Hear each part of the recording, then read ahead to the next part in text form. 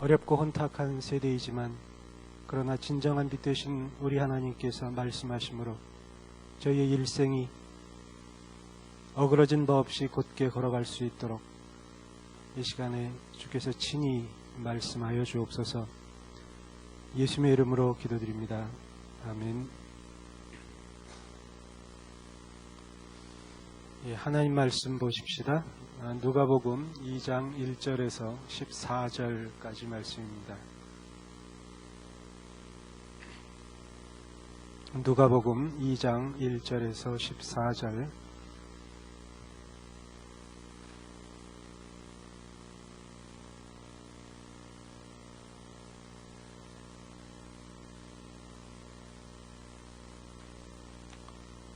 우리 같은 목소리로 처음부터 끝까지 읽도록 합시다. 누가복음 2장 1절입니다. 시작. 그때 가이사 아구스도가 영을 내려 천하로 다 호적하라 하였으니 이 호적은 구레뇨가 수리아 총독이 되었을 때에 처음 한 것이라. 모든 사람이 호적하러 각각 고향으로 돌아가매 요셉도 다윗의 집 족속이므로 갈릴리 나사렛 동네에서 유대를 향하여 베들레헴이라 하는 다윗의 동네로 그 약혼한 마리아와 함께 호적하러 올라가니 마리아가 이미 잉태하였더라. 거기 있을 그때에 해산할 날이 차서 첫 아들을 낳아 강보로 싸서 구유에 뉘었으니 이는 여관에 있을 곳이 없음이러라. 그 지역의 목자들이 밤에 밖에서 자기 양떼를 지키더니 주의 사자가 곁에 서고 주의 영광이 그들을 두루비침에 크게 무서워하는지라.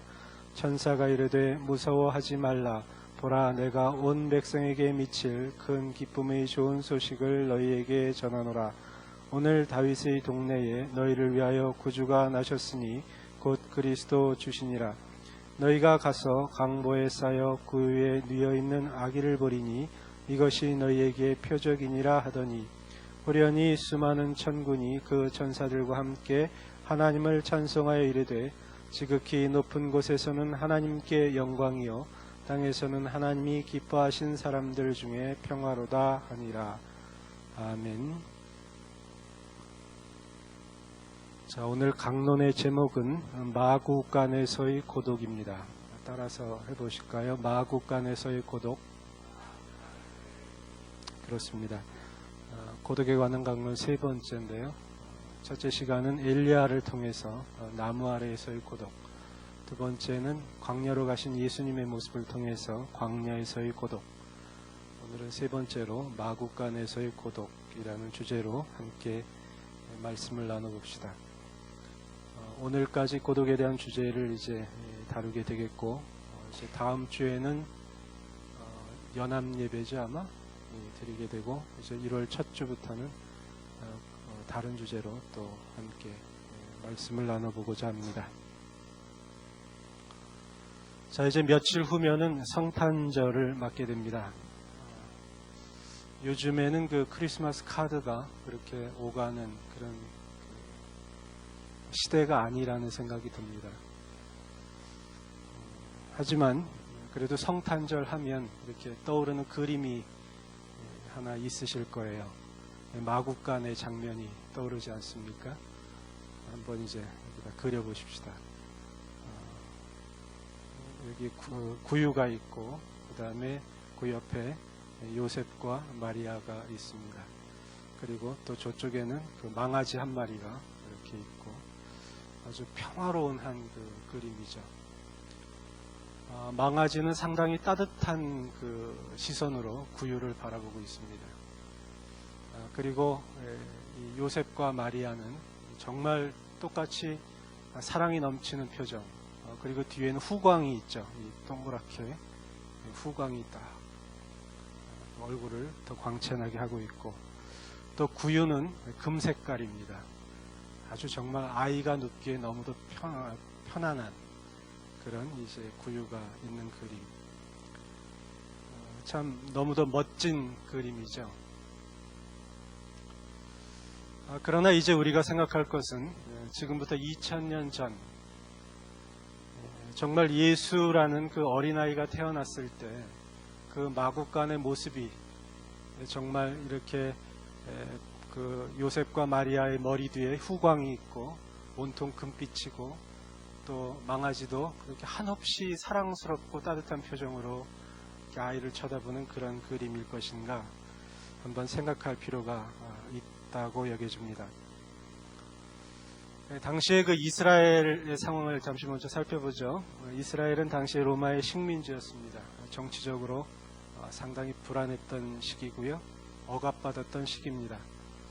마치 우리나라가 그 일제 시대 때 일본 사람으로부터 고통받았던 것을 기억하면 충분히 이해할 수 있는 그런 상황이죠. 당시 로마의 황제인 그 가이사 아구스토라는 황제는 이제 호적 조사 명령을 내리게 됩니다. 이 명령을 내린 이유가 두 가지로 보통 이해되는데, 하나는 이제 식민지, 그러니까 피식민지에서 그 남자 군인들을 차출하기 위해서는 인원 파악이 필요했다라는 거죠. 첫째가 병력 확보고, 두 번째는 세금을 걷기 위해서입니다. 인원을 정확하게 알아야 세금을 얼마씩 이렇게 거둘 수 있지 않을까, 이것을 파악하기 위해서죠. 그래서 그때 내린 명령이 이스라엘의 살고 있는 모든 사람은 자신의 고향으로 돌아가라. 그래서 그곳에서 소위 말해 호적 신고를 해라. 이런 명령이었습니다.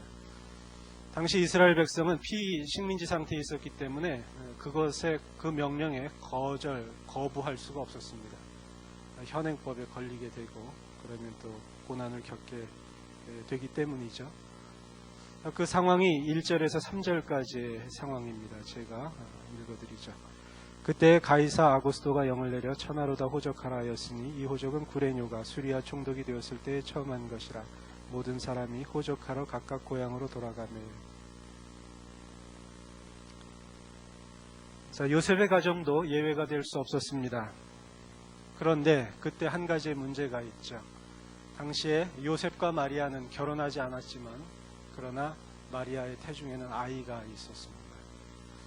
이 아이가 임신 초기 상태가 아니라 이제 거의 만삭이 돼가지고 아이를 낳을 시기가 이제 오늘 내일 하는 그 시기에 이제 출산을 앞두고 있는 시기라는 거죠. 그러나 그들도 예외 없이 이제 고향으로 돌아가야 했습니다. 그들의 고향은 베들레헴이었죠. 베들레헴에 도착하였습니다. 이제 아기가 나올 때가 되었습니다. 근데 문제가 생겼죠. 아이를 낳으려면 좀 아늑하고 좀 따뜻하고 편안한 장소를 구해야 되는데 여러분 잘 아시다시피 그런 장소가 없지 않았습니까? 그래서 구하다 마지막 구한 곳이 어디냐면 가축을 기르는 축사였습니다. 가축을 키우는 축사. 그곳에서 아이를 낳아야 했습니다. 우리는 그 성경 기사를 볼 때 어떻게 보면 상당히 낭만적으로 이렇게 읽는 경향이 있어요. 그런데 이 가축의 축사가 이게 보통 참 열악한 장소가 아닙니다. 제가 소수민족 지역에서 이렇게 여행을 하고 사역을 하다 보면 이제 민족지구에 들어가게 되는데, 예를 들어서 그 이족이라는 족속이 있습니다. 이족, 고대 민족입니다. 근데 그 족속은 보통 2층 집을 짓고 살아요. 그런데 1층은 축사입니다. 그리고 2층은 침실과 거실로 씁니다. 그런데 1층과 2층의 그 칸막이가 뭐냐면 얇은 그 합판이나 베니아판으로 이렇게 얼기설기 해놓습니다. 그러므로 밤에 혹은 낮에 이제 2층 방에 올라가서 아래를 이렇게 보면 아래쪽에서 그 짐승이 움직이는 일거수일투족을 다 볼 수 있습니다. 이 짐승들이 뭐 하나를 알 수 있다는 거죠. 그러니까 아래에서 그 짐승들이 그 풍기는 모든 냄새라든지 이런 것들이 고스란히 위층으로 올라옵니다. 제가 초기에는 그 지역에 들어가서 식사를 제대로 못했어요. 왜냐하면 너무도 냄새가 이국적이기 때문에 아주 그 원초적인 냄새가 올라오니까 도저히 밥을 못 먹겠더라고요. 바로 그러한 축사에 그 먹이를 놓는 곳, 구유라고 그러죠. 그곳에다가 아이를 낳아서 이제 놀 수밖에 없었다는 겁니다. 자, 다시금 이제 그림을 비교해 봅시다. 금방 제가 이쪽에다가는 황금빛의 그림을 그려드렸습니다. 따뜻한 시선, 금빛 구유, 그리고 정말 평안한 그 광경. 그러나 이쪽에 이제 그림을 하나 그려봅시다. 짐승들이 여기저기서 꿀꿀 꽥꽥 음매거리고 있습니다. 자, 거기에 아주 그 음습하고 축축한, 그러니까 짐승들이 있는 곳이니까 건조하지 않을 겁니다. 아마 축축한 그런 분위기. 자, 그곳에 냄새가 있었겠죠. 어떤 냄새가 있었을까요? 향기로운 내음, 샤넬 5라고 그럽니까? 그런 어떤 향기가 있었을까요? 아니면은 코를 잡지 않으면 안 될 정도의 냄새가 있었을까요? 아마 두 번째였을 겁니다. 아주 강력한 냄새. 자, 구유 밑바닥에는 무엇을 깔았을까? 이쪽 그림에는 금빛 카페트와 같은 그런 아주 포근한 담요가 깔려 있지만, 이쪽에는 아주 싸구려 천, 그것으로 아이를 둘둘둘 감아놓고 구유에 놓았을 겁니다. 자, 그럼 이쪽에는 금빛 카페트지만 이쪽에는 그 싸구려 천 밑에 도대체 무엇이 기어가고 있었을까? 진해, 바퀴벌레, 이런 것들이, 벌레들이 기어가고 있었을 것입니다. 그림이 완벽하게 대조되지 않습니까? 그런데 성경은 어느 쪽의 그림이 맞다라고 하나요? 이쪽의 그림인가요? 아니면 이쪽의 그림인가요? 예, 이쪽의 그림입니다. 바로 이곳에 한 어린아이가 태어나서 짐승의 먹이통에 누워 있습니다. 그런데 말이에요, 그들이 있었던 그 베들레헴, 여기에는 사람들이 아주 많이 있었습니다. 그 당시에. 왜입니까? 요셉의 가족뿐 아니라 많은 유대인들이, 그들의 고향이 베들레헴이었고 그 베들레헴으로 호적 등록을 하기 위해서 많은 사람이 왔었습니다. 얼마나 많은 사람이 왔던지 이 만삭이 된 임신부가 아이를 낳을 장소를 구할 수 없을 정도의 그런 아주 복잡한 상황이었다는 거죠. 그 베들레헴이란 마을에는 아마 두 종류의 사람밖에 없었을 것입니다. 하나는 어떤 사람이냐면 외지에서부터 와가지고 빨리 호적 등록을 하고 자기 고향으로 돌아가야 되겠다라고 생각하는 사람 한 종류. 또 하나는 이렇게 사람들이 많이 왔을 때 이들을 통해서 한몫을 좀 잡아야 되겠다라고 생각하는 베들레헴 사람. 이 둘의 그 이해관계가 얽혀가지고 너무너무 복잡하고 시끄럽고 아주 번잡한 그런 분위기였다는 거죠. 사람이 아주 많았다는 겁니다. 복잡하고 분주하고 이 사람 많은 이곳에 한 귀퉁이, 짐승이 사는 그 축사에서 한 어린아이가 태어난 겁니다. 그 베들레헴에 그토록 많은 사람들은 이 축사 그리고 어린아이에게 관심을 두지 않았습니다. 한 사람도 그곳에 집중하지 않았습니다. 요셉과 마리아 그리고 이 어린 아기 예수는 철저하게 소외됐다라는 얘기죠. 자, 이 그림 그려지십니까?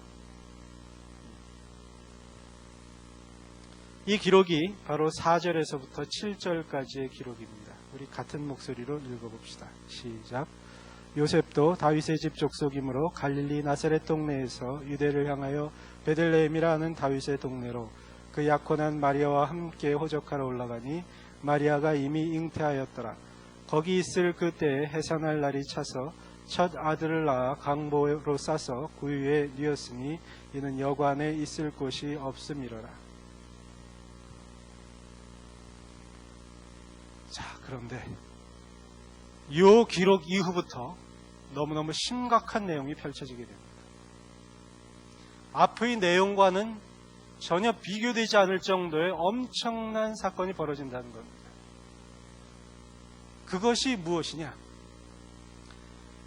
그 베들레헴이라는 그 마을, 그 어떤 누구도 관심을 기울이지 않았던 그 지역, 그리고 그 축축하고 냄새나는 그 축사, 거기서 너무도 초라하게 너무도 소외받고 어떻게 보면 너무도 외롭게 태어난 그 어린 아기. 그 아기가 바로 누구냐면 예수 그리스도라는 것입니다. 그 아기가 바로 누구냐면 이 땅에 사는 모든 인간들의 죄를 대신 지고 그리고 그들을 모두 구원시킬 수 있는 그 길을 만들어주는 메시아, 그 아기 예수가 바로 그곳에 뉘어져 있다는 사실입니다.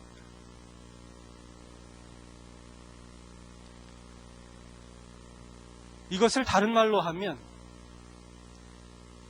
사람들로부터 이 소외받은, 사람들로부터 철저하게 왕따당한, 어떻게 보면 너무도 고독했던 이 존재, 이 어린아기 예수가 바로 누구였느냐?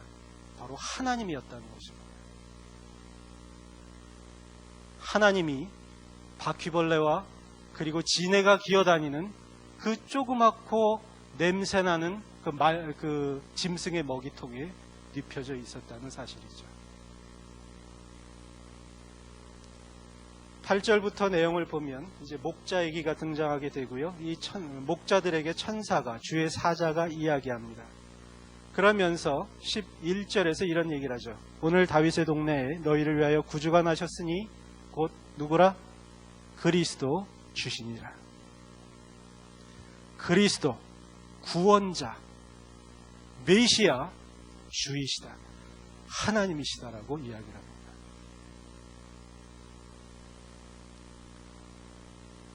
우리는 이 그림을 생각할 때 어린 아기 예수를 이야기합니다. 그러나 오늘 우리가 이제 본문을 이해하기 위해서는 이 어린 아기가 바로 누구냐면 하나님이라는 사실에 우리는 집중해야 된다는 것입니다.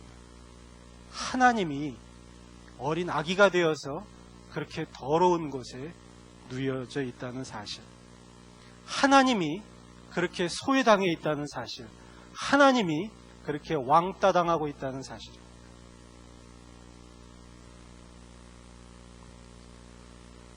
바로 이렇게 태어난 이날, 이날이 무슨 날이냐? 바로 성탄절이에요. 바로 이날이 크리스마스라는 것입니다. 어떤 날이 크리스마스라고요? 하나님이 소외된 날. 어떤 날이 성탄절이라고요? 하나님이 왕따된 날.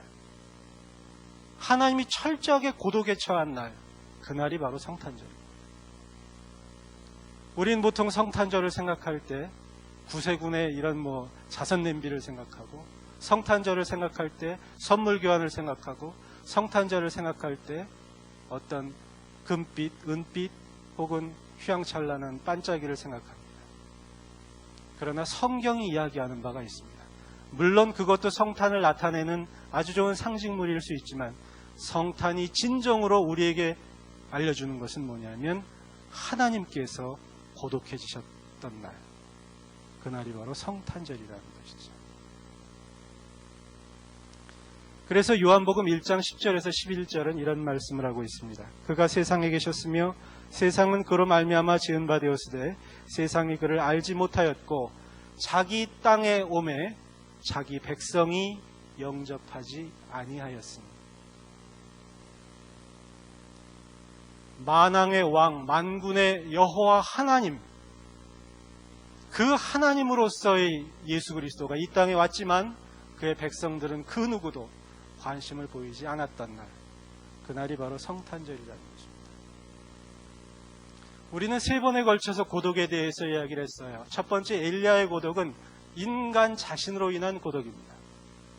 인간 자신의 연약함으로 인한 고독이에요.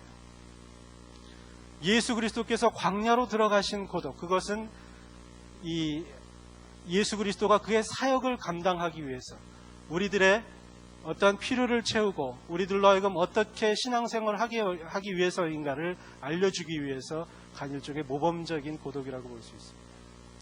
그러나 오늘 우리 3번째로 살펴보는 이 바로 마국간에서의 고독은 하나님 자신이 고독해지신, 하나님 자신의 고독이라는 거죠. 곧 마국간에서의 고독은 다른 말로 하나님의 고독이라고 볼 수 있습니다. 제가 너무 이제 심각하게 이야기를 하는데 정말 심각하기 때문에 그래요. 하나님이 일부러 고독해지셨습니다. 일부러 소외되셨다는 거죠. 이제 우리는 여기서 한 가지 질문을 던져야 합니다. 도대체 하나님이 뭐가 부족해서 고독해지셨을까? 사람들로부터 어떤 관심을 얻기 위해서 고독해지셨을까? 어떤 필요가 있기 때문에 고독해지셨을까? 아니라는 겁니다.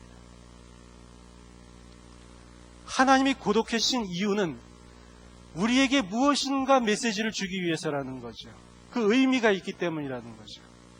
그 의미는 당시 베들레헴에 살고 있는 사람뿐만 아니라 이 자리에 있는 우리에게도 하시고자 하는 말씀이 있기 때문입니다. 무언가 우리와 연관이 있기 때문에 하나님 자신이 고독해진 겁니다. 그러면 도대체 이 시간에 하나님이 우리에게 무엇을 얘기하시고 싶으실까? 그것을 들을 필요가 있습니다. 세 가지를 살펴보도록 하죠. 따라서 하십시오. 하나님의 고독이 주는 의미는 하나님이 개입하겠다는 선언이다. 그렇습니다. 여러분, 옛날에 그 대통령 바뀔 때, 요즘에는 잘 안 보이는 것 같은데, 옛날엔 대통령이 바뀌면 꼭 신문이나 방송에 나오는 그림이 있었습니다. 뭐냐면 대통령이 작업복을 입어요. 그리고서 논으로 나갑니다. 그래가지고 다리를 한쪽은 이제 짝다리로 걷고, 그래서 모를 심습니다. 가을에는 추수를 해요. 그리고 그거 마치면 또 이제 어떤 산업복으로 갈아입고 안전모 쓰고, 그리고 또 공장으로 갑니다. 그래서 뭐 이거저거 뭐 보면서 굉장히 관심 있는 척해요. 그러면 그 뒤에 그 신문 기자들, 방송 기자들이, 카메라들이 열심히 쫓으면서 찍어냅니다. 그리고 대통령이 쭉 지나가면 그 동네 사람들, 옆에 있는 사람이 와, 우리 대통령 오셨다고 막 박수치고 환호합니다. 왜 그러면 대통령이 이렇게 새롭게 취임하고 나서 그런 어떤 그 모습을 보일까요? 간단합니다. 국민의 지지를 얻기 위해서 그런 거죠. 어떻게 지지를 얻으려고 그래요? 그런 걸 보여주면, 야, 대통령이 정말 백성들의 삶에 너무 관심이 있구나. 참 깊이 이해하려고 하는구나. 그래서 깊이 이해하기 때문에 앞으로 좀 더 많은 어떤 그 정책이라든지 어떤 혜택을 줄 수 있겠구나.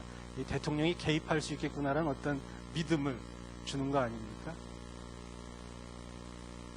그런데 여러분이 잘 알다시피 어느 시기가 지나면 이제 뭐 어떤 대통령은 또 잘 한 분도 있을지 모르지만 어떤 분들은 이제 싹 잊어버리고 그냥 옛날 일은 없었던 것처럼 자기 일만 하는 그런 분들도 있는 것을 압니다.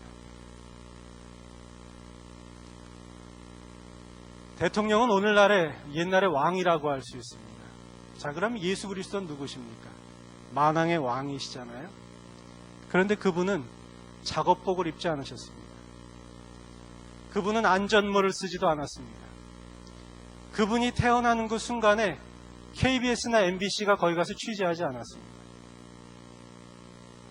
거기에는 신문 기자도 없었고 방송 기자도 없었습니다.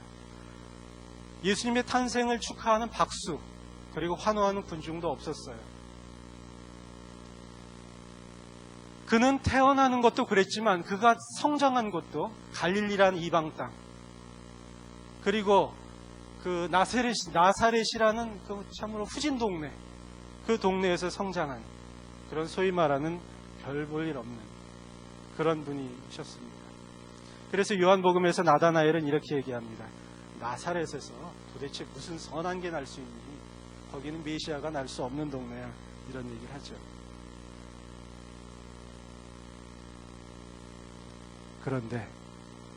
그런데 하나님이 그렇게 오신 겁니다. 다시 말씀드립니다. 그런데 하나님이 어린 아이가 되어서 인간이 되어서 구유에 오신 겁니다. 거기에 태어나서 눕혀진 겁니다. 아까 대통령의 이미지와 비교해 보십시오. 대통령은 다리를 걷어붙이고 짝다리가 돼가지고 모내기 하는 척 하면서도 어떤 관심이 있음을 이야기합니다. 그런데 하나님이신 예수 그리스도는 직접 어린아이로 태어났습니다. 직접 어린아이가 되었습니다. 이것이 무엇을 얘기하는 것일까요? 하나님이 왜 어린아이가 되어야 했습니까? 하나님 자신으로 그냥 있으면 안 되나요? 하늘에서 그 좋은, 그 커다란 위엄과 권세로서 다스려가면 안 되는 겁니까? 꼭 그 어린아이가 되어가지고 그 냄새나고 축축하고 그 벌레들이 기어다니는 그런 곳에 꼭 태어나셔야만 했습니까? 도대체 왜 그러신 겁니까? 저는 그것을 무엇으로 보냐면 하나님께서 인간의 삶에 개입하시겠다는 겁니다. 방관하지 않겠다는 겁니다. 그냥 두고 보지 않겠다는 겁니다. 팔짱 끼고 팔짱 딱 끼고 그래 너희들 한번 하는 대로 해봐. 그러면 뭐 너희들 하는 거 봐서 잘하면 해주고 못하면 말지. 이게 아니라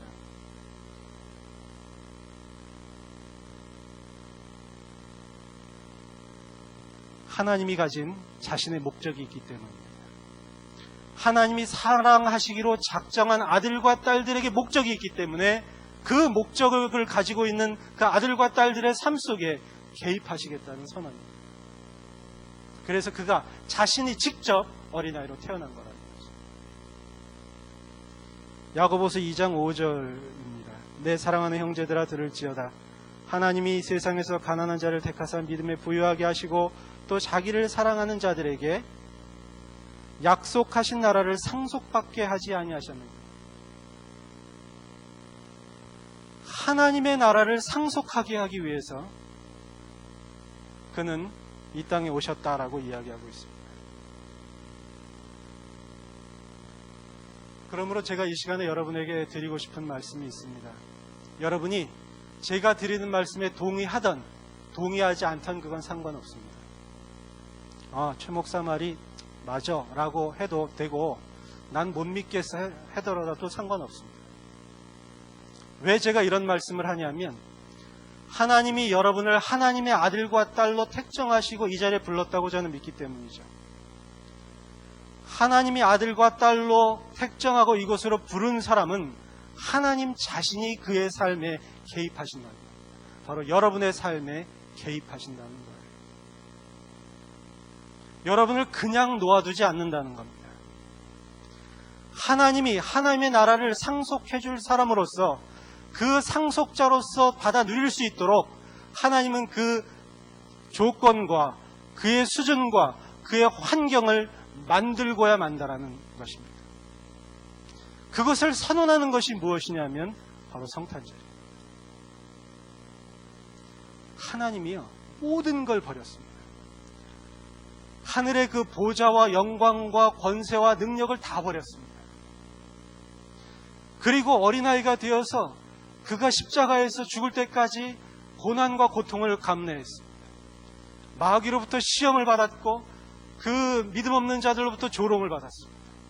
심지어 십자가상에서는 침뱉음을 받고 창에 찔리는 것까지 이루어집니다. 그가 왜 그렇게 도대체 고통받고 고난받고 그렇게 조롱을 당했습니까? 그 이유가 도대체 무엇입니까? 바로 여러분의 삶에 개입하겠다는 겁니다. 그러므로 제가 여러분에게 드리는 말씀이 있습니다. 여러분의 삶에 어떤 일이 벌어지고 있나요? 그것이 기쁜 일이든 슬픈 일이든 좋은 일이든 나쁜 일이든 상관없습니다. 그 모든 것을 저는 무엇이라고 이해하냐면 바로 하나님의 개입이라고 저는 이해합니다. 여러분의 삶에 지금 무엇이 벌어지고 있나요? 마음 아픈 일이 벌어지고 있습니까? 하나님의 개입하십니다. 너무 좋아가지고 막 덩실덩실 춤출 수 있는 그러한 일이 벌어졌습니까? 하나님의 개입. 우리들의 앉고 일어섬과 우리들의 작업 깨는 것과 우리를 생각하는 깊은 모든 것까지도 알고 계신 하나님은 저와 여러분의 삶에 직접적으로 개입하시고 여러분의 삶을 여러분과 손을 잡고 여러분과 함께 그의 수준으로 당겨 나가신다. 이것이 바로 성탄절이 주는 의미입니다. 이 사랑은 이 관심과 이 계획과 의지는 그 누구도 꺾을 수 없습니다. 그것을 꺾을 수 있는 존재는 누구냐면 하나님보다 더 힘이 센 자입니다. 그러나 이 땅에서 하나님보다 힘이 센 자는 아무도 없습니다. 그러므로 그 의지를 꺾을 자는 없습니다. 로마서 8장에 보면 이 세상의 그 어떤 피조물도 너희를 향한 하나님의 사랑을 끊을 수 없다라고 이야기합니다. 그러므로 저와 여러분이 성탄절을 앞두면서 특별히 하나님 스스로 고독해진 이 사건을 보면서 선택할 것은 둘 중에 하나입니다. 하나는 뭐냐면, 그래, 하나님이 나의 삶에 개입하시고 나와 함께 나의 인생을 만들어 가셔 라는 것을 인정하고 하나님과 협력하는 겁니다. 다시 말씀드립니다. 여러분의 삶에 개입하시는 하나님을 인정하고 그와 협력하는 겁니다. 함께 하는 겁니다. 그게 첫째 방법. 두 번째 방법은 하나님이 함께 한다는 사실을 듣고 알았음에도 불구하고 거부하는 거예요. 아이, 그런 게 있을 수 있나? 혹은 그러할지라도 나는 내 길을 갈 거야 라고 가는 겁니다. 그러나 제가 미리 말씀드립니다. 여러분의 그 의지와, 좋은 말로 의지고 조금 안 좋은 말로는 고집입니다. 여러분의 고집과 하나님의 고집, 누가 더 센가를 비교해 보십시오. 여러분의 고집이 하나님보다 더 세고 강하다면 여러분 그렇게 하십시오. 그러나 여러분의 고집은 하나님의 고집을 이길 수 없습니다. 언젠가는, 시간이 지나 그 언젠가는 하나님 앞에 나오면서 천부여 의지 없어서 손들고 옵니다라는 찬양을 하게 될 것입니다. 이게 찬양인지 회개인지는 모르지만 눈물 콧물을 흘리며 주여 나를 받으시옵소서 라고 할 때가 있다라는 겁니다. 왜 그렇습니까? 하나님이 여러분의 삶에 개입하시기 때문에. 그러므로 여러분의 삶에서 지금 벌어지고 있는 모든 일을 소홀히 생각하지 마십시오. 이걸 우연이라고 생각하지 마십시오. 그렇다고 해서 이건 나의 죄 때문이야, 혹은 이건 나의 의 때문에, 이렇게 생각하지도 마십시오. 다만 인정하는 것은 뭐냐면, 하나님이 여러분에 대해서 너무도 깊은 관심을 가지고 있고, 그 관심의 그 표현이 바로 뭐냐면 개입하신다는 사실. 도대체 하나님이 나의 삶 속에서 왜 이것을 이렇게 개입하실까를 깊이 물으셔야 합니다. 그리고 하나님과 협력하셔야 합니다.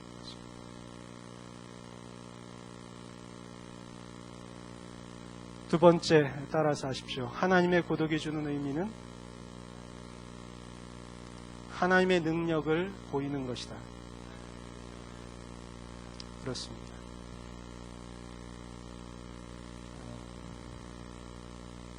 여러분, 아기 있잖아요. 아기. 참 보면 천사 같습니다. 예쁘고. 그런데 아기는요, 우리가 보기엔 예쁘지만 그것은 무능력의 상징입니다. 어린 아기가 도대체 무엇을 할 수 있습니까? 어린 아기가 밥을 지을 수 있습니까? 국을 풀 수 있습니까? 연필, 펜을 잡고 글을 쓸 수 있습니까? 이메일을 보낼 수 있나요? 도대체 무엇을 할 수 있습니까? 어린아이가 할 수 있는 것은 아무것도 없습니다. 단지 배고프면 우는 겁니다. 빽 하고 우는 겁니다. 그리고 기분 좋으면 방긋방긋 웃는 겁니다. 그거 이외에 어린아이가 할 수 있는 건 없어요. 아무것도 할 수 없는 이 어린아이, 그저 웃거나 울 수밖에 없는 요 아이로 이 아이의 모습으로 누가 그렇게 되었는가?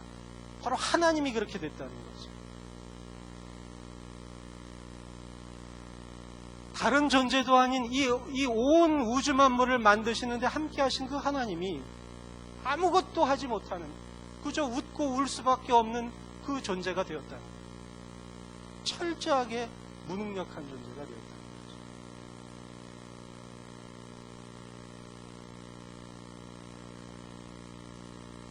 하나님이 무능력해졌습니다. 그래서 구유에 뉘어졌습니다. 이것은 하나님이 무능력해서가 아니라 하나님 자신이, 예수라는 하나님의 자신이 무능력하게 되는 것을 허락하셨다는 뜻입니다. 자신이 무능력하게 되는 것에 동의했다는 거예요.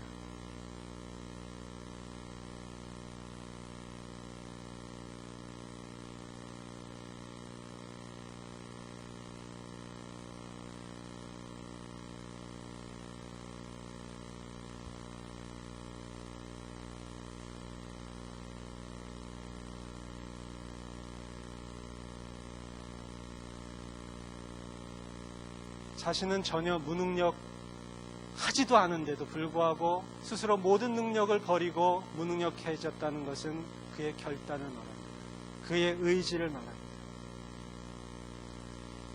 왜냐하면 자기가 그렇게 무능력해지는 것을 통해서 어떤 일이 벌어지게 되냐면 세상이 바뀌는 일이 벌어지기 때문입니다. 본문 12절을 보면 이런 기록이 있습니다. 너희가 가서 강보에 쌓여 부위에 누워있는 아기를 보리니 이것이 너희에게 표적이니라 라는 말씀이 있습니다. 무능력한 이 어린아이가 표적이라는 거예요. 이것이 어떤 사인, 어떤 증거라는 뜻입니다. 도대체 무능력한 아이가 무슨 증거와 사인이 될 수 있습니까? 오히려 능력 있는 존재라면 증거가 될 수 있지 않을까요? 하나님이 이렇게 예수 그리스도가 이렇게 나타나시면 더 멋있지 않겠습니까? 눈을 들어 공중을 보니까 하늘에서 하얀 구름이 쫙 내려옵니다. 햇빛이 뒤에서 쫙 비치는데 저쪽에서 나팔 소리가 빵 하고 나옵니다. 그때 그 구름 위에 예수 그리스도가 그 해보다 밝은 빛으로 쫙 아래쪽으로 내립니다. 얼마나 폼나고 멋있습니까? 그의 옷을 보니까 그냥 망토라고 그러나 가운이라고 그러나 이게 그냥 쫙 뒤에 있고 머리에는 반짝반짝한 그 왕관이 탁 있고 옆에는 천군 천사들이 쫙 옹이하면서 하늘로부터 쫙 내려오는 모습. 이게 정말 능력 있는 모습 아닌가요? 그런데 오늘 본문은 그러한 능력을 얘기하는 것이 아니라 아무것도 하지 못하는 어린아이로서의 능력을 얘기합니다. 모든 것을 포기하고 그 어린아이가 되는 능력을 얘기합니다. 자, 그분은 왜 그럼 그렇게 되었을까요? 그렇게 안 되면 안 되기 때문이죠. 그렇게 돼야 하기 때문입니다. 왜요? 예수님이 이 땅에 오신 이유 잘 아시지 않습니까? 그는 완벽한 하나님이면서 완벽한 인간이셔야 했습니다. 왜? 인간의 모든 죄를 지셔야 했기 때문에. 그래서 그냥 완벽한 인간으로서 태어나야 했고 완벽한 인간으로서 성장 과정을 거쳐야 했습니다. 완벽한 인간으로서 당하는 고통들을 다 당해야 했습니다. 딱 죄만 없을 뿐입니다. 그래서 그는 모든 인간들이 겪는 죽음까지도 맛보아야 했습니다. 왜 그래야 했습니까? 저와 여러분을 살리기 위해서라는 것입니다. 그가 이런 것들을 안 하고 금방 말씀드린 공중에서 구름 타고 아주 현란한 모습으로 내려왔다면 저와 여러분은 이 자리에 있을 수 없습니다. 그 내려오는 그 하나님으로서 그 멋진 모습의 예수님은 우리들의 죄를 대신 질 수 없어요. 그분은 하나님이실 뿐입니다. 우리의 죄를 대신 지시는 분은 아니라는 것입니다. 그런데 그분은 아무것도 할 수 없는 어린아이로 태어났다는 거죠. 바로 이것이 뭐냐면 능력이라는 거예요.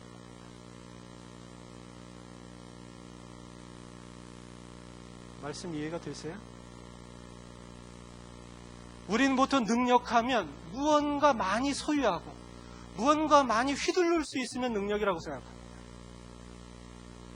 내가 돈이 많은 것이 능력이고 내가 지위가 높은 것이 능력이고 내가 뭔가 지식이 많이 쌓여진 것 이것을 능력이라고 생각합니다.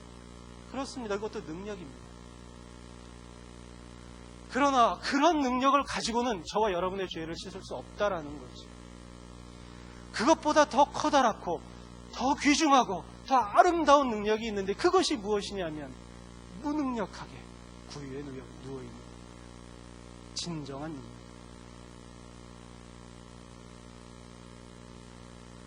하나님이 이러한 모습을 보이면서 저와 여러분에게 하시는 말씀이 있습니다. 나는 너희에게 능력을 주겠다는 것입니다. 오직 성령이 너희에게 임하시면 너희가 권능을 받는다라고 말하고 있습니다. 하나님의 능력을 얻습니다. 이 하나님의 능력은 구름 타고 내려오는 그런 권세일 수 있습니다. 병자를 위해서 기도하면 낫는 그런 권세일 수 있고 귀신에게 명하면 귀신이 도망가는 권세일 수도 있습니다. 어떤 사람의 재물을 위해서 기도하면 그 재물이 그 사람에게 임하는 권세일 수도 있습니다. 그것도 능력입니다.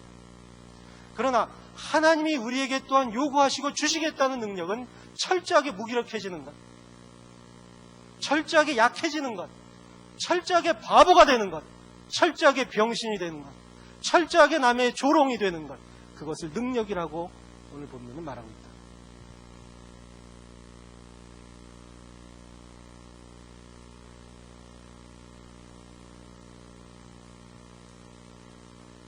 간단한 예를 들죠.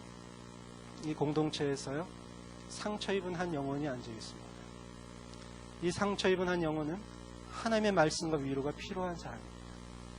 이 사람을 다시 세워야 합니다. 그러면 근데 이 사람이 너무 많은 상처가 있기 때문에 막 주위 사람들에게 아픔을 줘요. 이 사람을 회복시켜야 합니다. 그러니까 이 사람에게 필요한 능력은 어떤 것입니까? 제가 이 사람에게 어떤 능력으로 다가가야 합니까?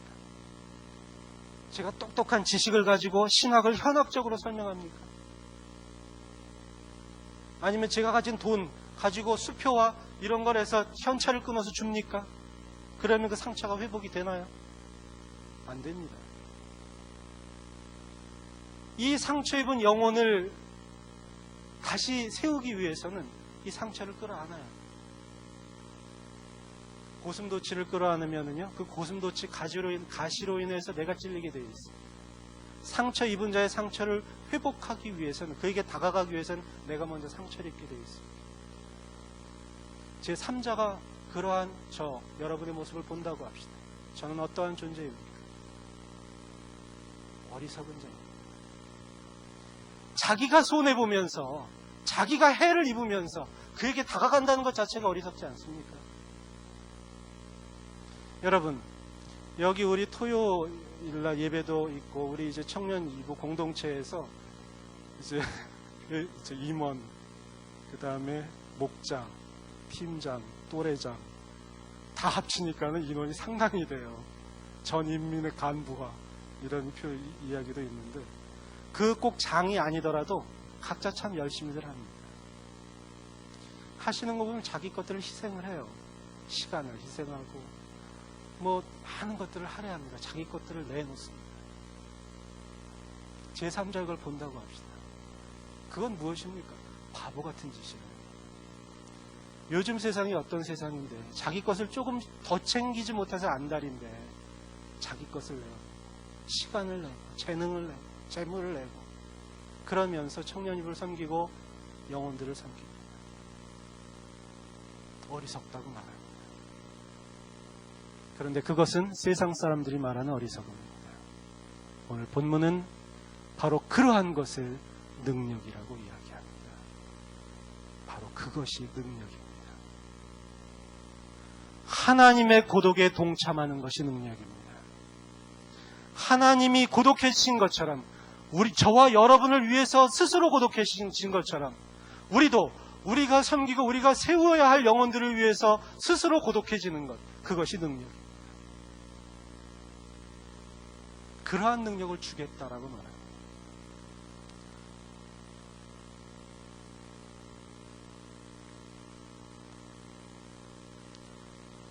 우리가 예수님을 사랑하는 이유는 그가 이렇게 어린아이로 태어나서 우리가 져야 할 죄를 대신 지시고 고난받으심에 있습니다.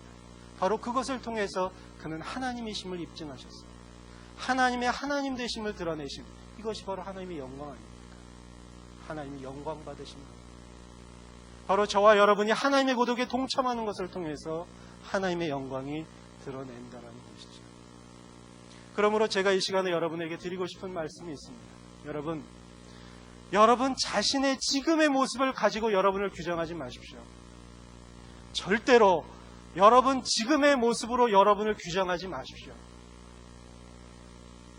왜냐하면 지금은 여러분에게 있어서 결정되거나 완성된 모습을 이야기하지 않습니다. 저와 여러분은 항상 어떤 과정에 있냐면 완성되어가는 자들입니다. 결론 내려진 자들이 아니라 결론 내려져 가는 자들입니다. 그러므로 우리가 얼마나 하나님의 고독을 배우고 그에 참여하느냐에 따라서 우리는 능력 있는 자가 되어지고 하나님의 영광을 드러내는 자가 됩니다.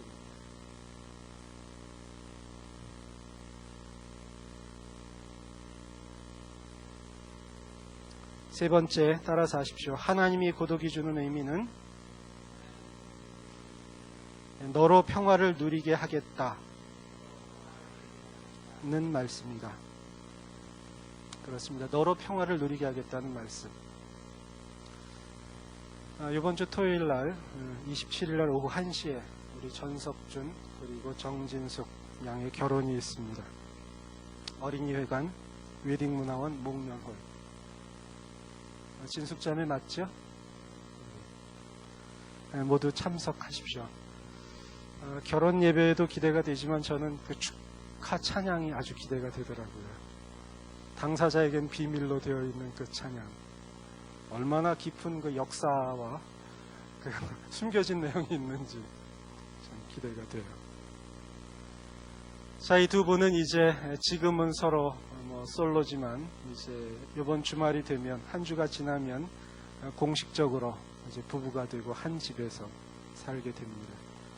같은 방을 쓰시게 되겠고 또 같은 밥상에서 밥을 먹게 되겠죠. 같은 이불을 쓴다 하더라도 누가 뭐라고 얘기하겠습니까? 서로 부부라는 이름으로 이제 평생을 함께 사시게 될 것입니다.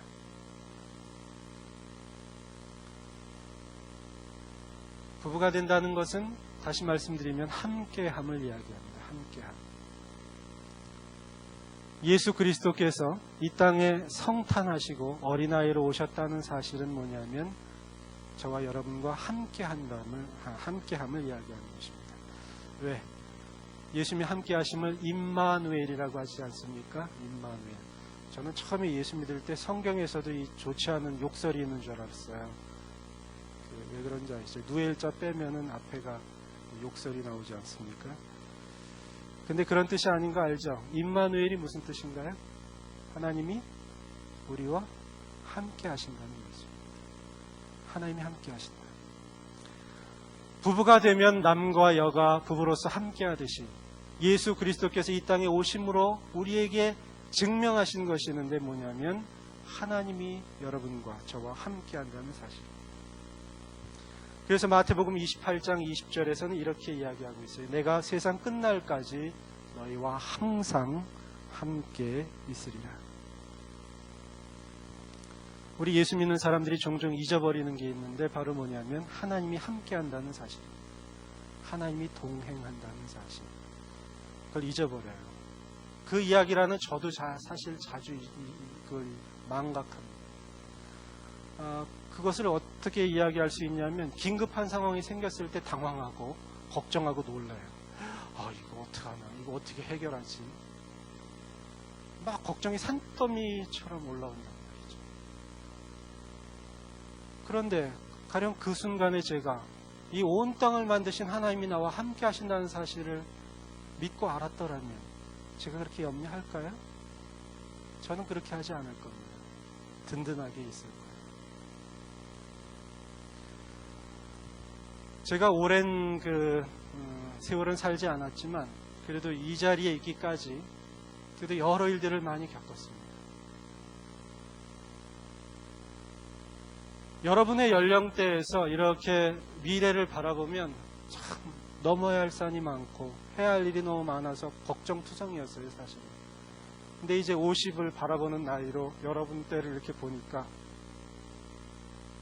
목자 성경 공부 때인가 제가 언제 말씀드린 것 같은데 걱정할 필요가 하나도 없더라고요.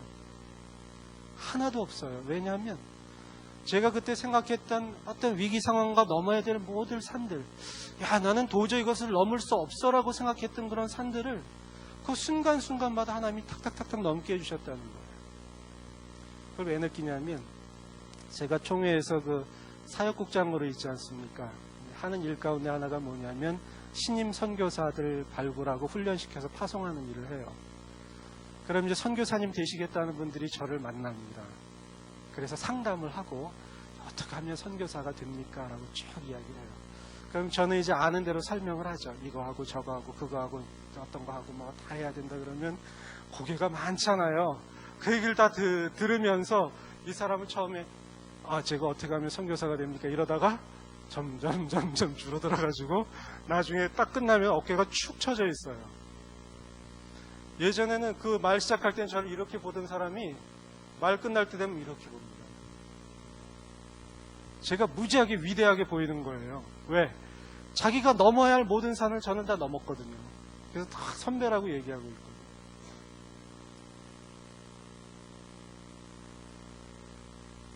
여기서 볼 때는 넘어야 할 산이지만 제가 볼 때는 그것은 아무 산도 아니더라. 넘었기 때문에 그런 걸까요? 그렇습니다. 그런데 그것을 넘을 때 그럼 제가 어떤 그 준비를 많이 했거나 가진 것이 많았거나 뭘 어떻게 해서 넘었느냐, 곰곰이 되짚어보면 그렇지 않아요. 그 모든 순간순간마다 하나님이 함께 하셨어요. 피할 길을 주시더라고요. 제가 할 수 없거나 이건 불가능하다 생각한 때는 옆길을 탁 여시고, 이게 앞길이 없다라고 탁 했을 때 문이 착 열리고, 그런 일들을 하시더라고요. 그래서 여기까지 와 있더라고요. 그분 보시기에는 제가 엄청난 고참 선교사가 돼 있더라는 거예요. 성경은 창세기부터 요한계시록까지 알려주는 것은 무엇이냐면, 하나님이 사랑하는 백성에게는 그의 출생부터 그의 임종까지 하나님이 함께 하신다는 것입니다. 기독교 역사가 우리에게 알려주는 것은, 우리들의 신앙의 선배들이 알려주는 것은 그들의 모든 삶 속에서 하나님이 함께 하셨다는 것입니다. 지금 살아있는 신앙의 선배들이 늘 입으로 고백하는 것은 뭐냐면 하나님이 함께 하신다는 것. 저는 여러분에 비해서 신앙의 선배입니다. 그러므로 저는 여러분에게 자신 있게 얘기합니다. 하나님이 함께 하신다는 것입니다. 그러면 저까지만 함께 하셨던 하나님은 여러분 때부터는 함께 하시지 않으시나요? 여러분만 특별히 미워하셔서 안 하십니까? 여러분에게도 동일하게 하나님이 함께 하신다는 것입니다. 그 증거, 그 표적이 뭐냐면 바로 구유에 있는 어린아이입니다. 냄새나고 더럽고 벌레 기어다니고 정말 사람이 누워있지 못할 그곳에 하나님 자신이 누워있다는 것이 증거. 임마누엘이다. 그러므로 교회 형제 명자자매 두려워하지 마십시오. 미국에 가서 공부하는 것 어떻게 인도하시는지 하나님만 아시지만, 그러나 그것은 두 분이 염려할 바가 아닙니다. 우리 진숙자매 결혼하고 남편과 어떻게 행복하게 살까 염려하지 마십시오. 두 분을 만나게 하신 분은 하나님이십니다. 제가 특별히 두 분에게만 이렇게 저기에게만 말씀드렸지만 여러분에게도 다 동일하게 적용되는 말씀입니다. 하나님이 함께 하십니다. 왜 그렇습니까? 바로 이것을 위해서 하나님이 고독해지셨기 때문입니다. 저는 이 땅에서 존재하는 여러 종류의 고독 가운데 가장 위대한 고독을 들어라, 가장 가치 있는 고독을 들어라, 가장 의미 있는 고독을 들어라 그러면 바로 성탄의 고독입니다.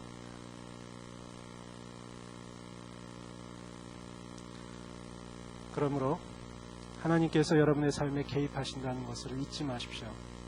여러분의 삶에서 어떤 일이 벌어지든지 간에 그것은 하나님의 개입임을 보십시오. 그것이 여러분이 원하는 것이든 원치 않는 것이든 간에 하나님의 개입하심이라는 것을 잊지 마십시오. 그러므로 협력하십시오. 절대로 그 개입에 반항하거나 튕기지 마십시오. 나중에 눈물을 흘리지 마십시오. 두 번째는 하나님의 능력, 그 고독의 능력을 체험하십시오. 무엇을 가짐으로 능력을 체험하기보다 무엇을 잃음으로 능력을 체험하십시오. 어떤 자랑을 얻으면서 능력을 체험하기보다 차라리 바보가 됨으로 능력을 체험하십시오. 그리고 하나님의 평화를 이제 누리십시오. 하나님 여러분과 함께 하십니다. 아멘. 오늘의 말씀의 제목이 뭐였습니까? 어디의 고독? 마국간에서의 고독. 예, 고독 3. 마국간의 고독. 이상으로 고독 주제는 제가 마치겠고요. 1월부터는 꿈과 비전에 관해서 말씀을 준비하려고 합니다. 한 4, 5주에 걸쳐서 나누게 될 텐데, 특별히 여러분 그 25세, 35세가 되면 이제 세상 좀 알았다고, 이 시대, 이 나이에 무슨 꿈이고 비전이야, 뭐 그저 살다 뭐 그러면 되지, 뭐 이런 말씀을 하시는 분이 가끔가다 있더라고요. 그런데 그렇게 생각하시면 착각입니다. 여러분에게는 진실로 필요한 것이 있습니다. 바로 꿈과 비전입니다. 기도하십시다. 하나님, 머리 숙인 형제와 자매들을 사랑하시되 하늘의 보좌를 버리고 더럽고 냄새나며 철저하게 소외된 짐승의 먹이통에 하나님 자신이 누워있는 모습을 봅니다. 하나님, 기도합니다. 이제 하나님께서 이토록 우리를 생각하신다는 것, 그리고 관심을 가지고 개입하신다는 사실을 우리가 마음과 그리고 신비에 새길 수 있기를 소원합니다. 그래서 우리들의 삶 속에서 일어나는 일들에 민감하게 하시고 그 일에 협력하는 저희가 될 수 있도록 도와주옵소서. 우리가 낮아지는 능력, 남을 섬기는 능력, 그리스도를 위해서 고난받으며 고독해지는 그런 능력을 체험하기를 소원합니다. 머리 숙인 형제와 자매들의 그 삶 가운데에서 하나님의 동행하심을 발견할 수 있도록 도와주시옵소서. 예수님의 이름으로 기도드립니다. 아멘. 이제는 우리 구주 예수 그리스도의 은혜와 하나님의 극진하신 사랑하심과 성령님의 교통하심이 하나님의 고독을 체험하며 그대로 살기를 소원하는 형제 자매들 머리머리 위에와 이들의 미래의 삶과 그리고 이들의 소원과 기도 제목 위에 이제로부터 영원토록 함께 하실지어다. 아멘.